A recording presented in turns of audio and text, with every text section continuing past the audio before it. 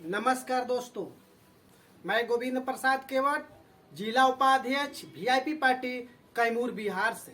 दोस्तों, आज मैं निषाद समाज का जो उत्तर प्रदेश और झारखंड की मुद्दा जो है उसी के ऊपर मैं बात करूंगा। दोस्तों, रही बात दोस्तों उत्तर प्रदेश और झारखंड, तो हमारी वीआईपी पार्टी के सुप्रीमो सन ऑफ मलाह मुकेश साहनी जी संकल्प यात्रा के दौरान उत्तर प्रदेश और झारखंड दोनों स्टेट में अपने पार्टी के विस्तार के देखते हुए प्रचार प्रसार किए थे। आज हमारे वीआईपी पार्टी के कार्यकर्ता उत्तर प्रदेश के लोग ये जानना चाह रहे हैं कि वास्तव में हमारी जो वीआईपी पार्टी है सिर्फ बिहार में ही चुनाव लड़ेगी या उत्तर प्रदेश और झारखंड के लिए चुनाव लड़ेगी। जिस तरह से हमारे सन ऑफ मलाह मुकेश साहनी जी ने बिहार में अपना जलवा बिखेर दिया।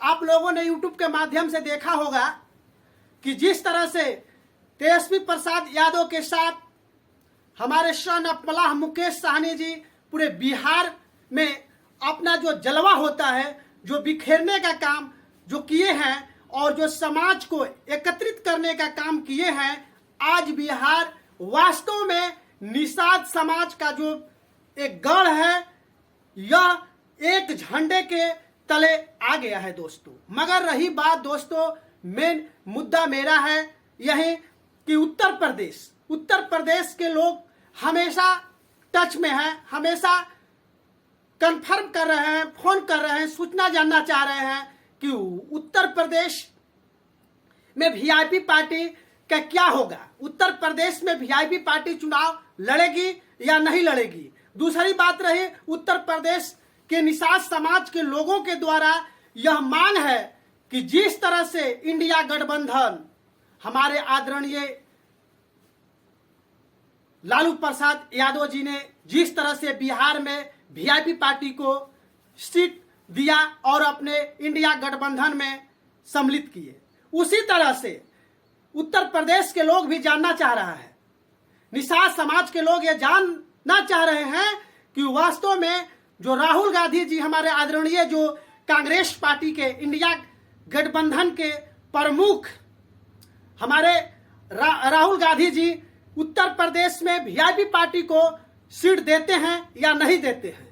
जिस तरह से आप देख रहे हैं बीजेपी पार्टी, माननीय नरेंद्र मोदी जी देश के प्रधानमंत्री जी क्या कर रहे हैं, आप लोग देख रहे हैं, निषाद समाज को तोड़ने का काम कर रहे हैं। जिस तरह से उत्तर प्रदेश में देख रहे हैं कि वीआईपी पार्टी की कद इतना बढ़ गया बिहार में कि वह उत्तर प्रदेश के तरफ अगर रन किया तो फिर उत्तर प्रदेश भी घबराने लगेगा। इसको देखते हुए अब निषाद समाज से ही यह कैंडिडेट देना शुरू कर दिए।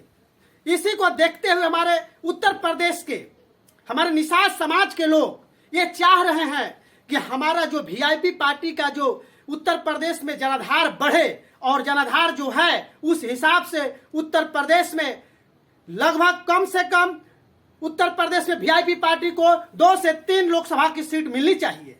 जिस तरह से उत्तर प्रदेश के लोग तब इंडिया गठबंधन को जाकर सपोर्ट करेंगे। जिस तरह से आज हमारे बिहार में निषाद समाज इंडिया गठबंधन को सपोर्ट कर रहे हैं, जलवा देखने को मिल रहा है, उसी तरह से अगर उत्तर प्रदेश में सीट मिल जाती है वीआईपी पार्टी को तो मान लीजिए कि निषाद समाज का एक भी वोट गड़बड़ाएगा नहीं और इंडिया गठबंधन के में वोट जाएगा।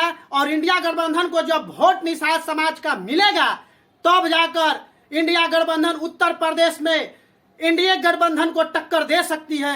माननीय नरेंद्र मोदी जी को टक्कर अगर देना है तो यह इंडिया गठबंधन माननीय आदरणीय अखिलेश प्रसाद यादव जी और राहुल गांधी जी ये दोनों लोग विचार करके वीआईपी पार्टी को कम से कम 2 से 3 या 4 सीट उत्तर प्रदेश में देने का काम करें, तब जाकर कहीं क्या होगा कि बीजेपी पार्टी को सीधा सीधा टक्कर दिया जा सकता है। जिस तरह से आज बिहार निषाद समाज बिहार के बुलंद आवाज करके बोल रहे हैं कि नहीं, अब हम वोट करेंगे तो सिर्फ इंडिया गठबंधन को करेंगे, जहां इंडिया गठबंधन का प्रत्याशी होगा वहीं हम लोग का वोट निषाद समाज का जाएगा। इसी तरह से हमारे आदरणीय सनप मल्लाह मुकेश सहनी जी कह रहे हैं कि इंडिया गठबंधन को सपोर्ट करना है। ये मायने नहीं रखता है कि सीट कहां मिला कहां नहीं मिला, मगर हमारे निषाद समाज के लोग, उत्तर प्रदेश के लोग जानना चाह रहे हैं कि अगर उत्तर प्रदेश में सीट मिल जाती है वीआईपी पार्टी को तो उत्तर प्रदेश में भी इंडिया गठबंधन बहुत मजबूत हो जाएगी। जिस तरह से आज बिहार में इंडिया गठबंधन मजबूत है, 40 लोकसभा सीट में बिहार में अगर बीजेपी पार्टी को जीतने के लिए बहुत कठिन टक्कर देना है, बहुत कठिन परिश्रम करना होगा, तब पर भी बीजेपी पार्टी बिहार में 40 लोकसभा सीट पर नहीं जीत सकती है। इसको गिराने का काम ये निषाद समाज करेगा। उसी तरह से अगर निषाद समाज यह काम कर रहा है कि इंडिया गठबंधन जीते और बीजेपी पार्टी एनडीए पार्टी हारे, तो हमारे आदरणीय राहुल गांधी जी और हमारे उत्तर प्रदेश के अखिलेश प्रसाद यादव जी, ये दोनों लोग गठबंधन जो किए हुए हैं उसमें से अपने सीट का शेयरिंग जो हुआ है उसमें से कुछ सीट का कटौती करके वीआईपी पार्टी को उत्तर प्रदेश में चुनाव लड़ाया जाए और सीट दिया जाए, तब जाकर उत्तर प्रदेश का अगर निषाद समाज एक हो गया, इंडिया गठबंधन के साथ अगर उत्तर प्रदेश के निषाद समाज चला आया तो यह सॉलिड, यह मान लीजिए 100 में 100% कि बीजेपी पार्टी यानी इंडिया गठबंधन बिल्कुल 2024 के लोकसभा चुनाव में वह सरकार नहीं बना पाएगी, पूर्ण बहुमत नहीं ला पाएगी।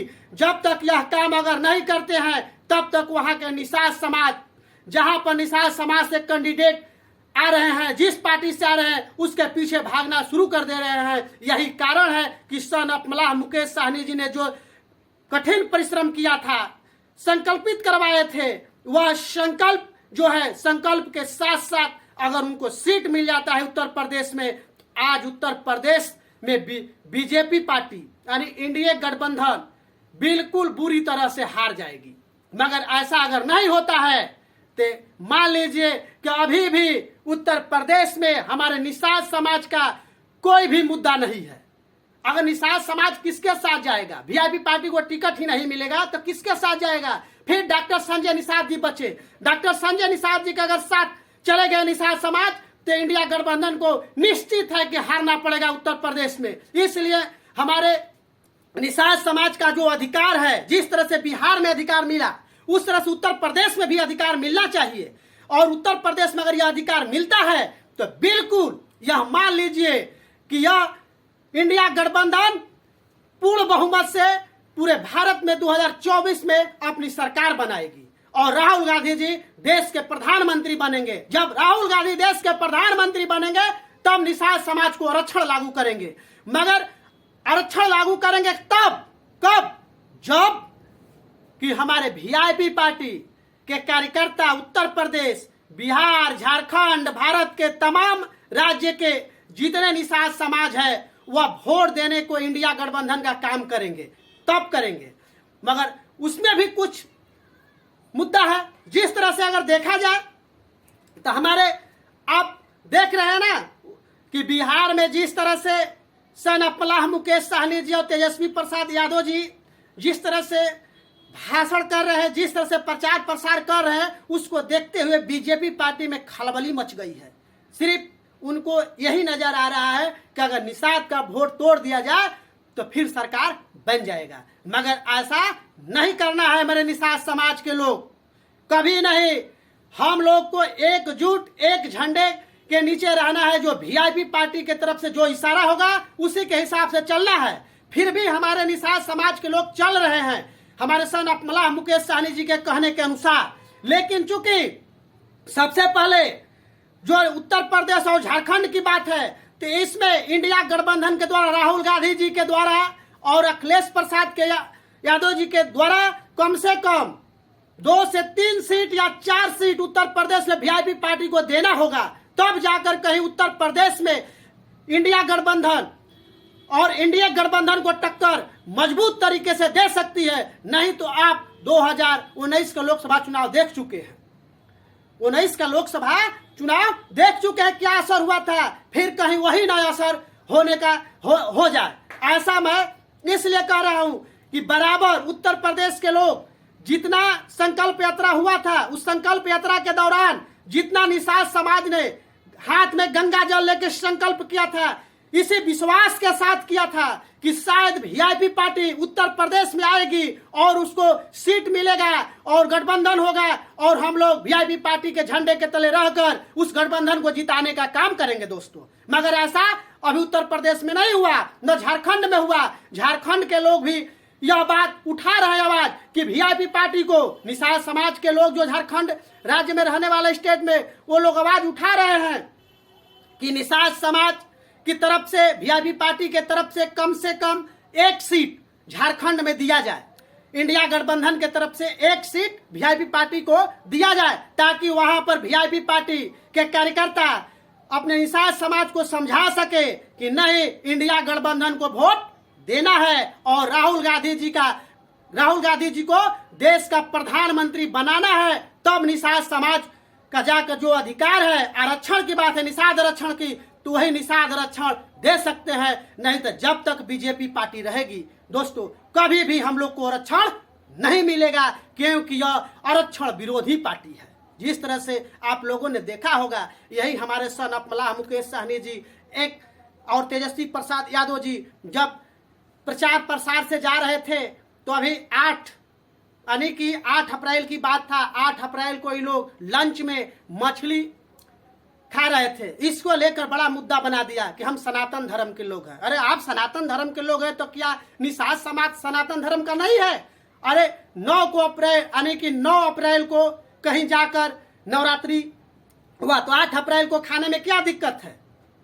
हम लोग हमेशा खाते हैं, हम लोग का व्यवसाय है, निषाद समाज का व्यवसाय है कि मछली खाना, चावल खाना हम लोग का मुख्य यह भोजन है। तो इसमें क्या दिक्कत है? इसमें कौन सी आपत्ति है? तो नरेंद्र मोदी जी को खाने के चीज भोजन दिखाई दे रहा है, मगर निषाद समाज को क्या दिक्कत है, निषाद समाज को क्या तकलीफ है, निषाद समाज को क्या चाहिए, उस पर देश के प्रधानमंत्री नरेंद्र मोदी जी को यह ज्ञान नहीं है, यह दिखाई नहीं दे रहा है कि निषाद समाज का आरक्षण कब से फंसा हुआ है, इस आरक्षण को लागू कर दे। मगर ऐसा नहीं करेंगे।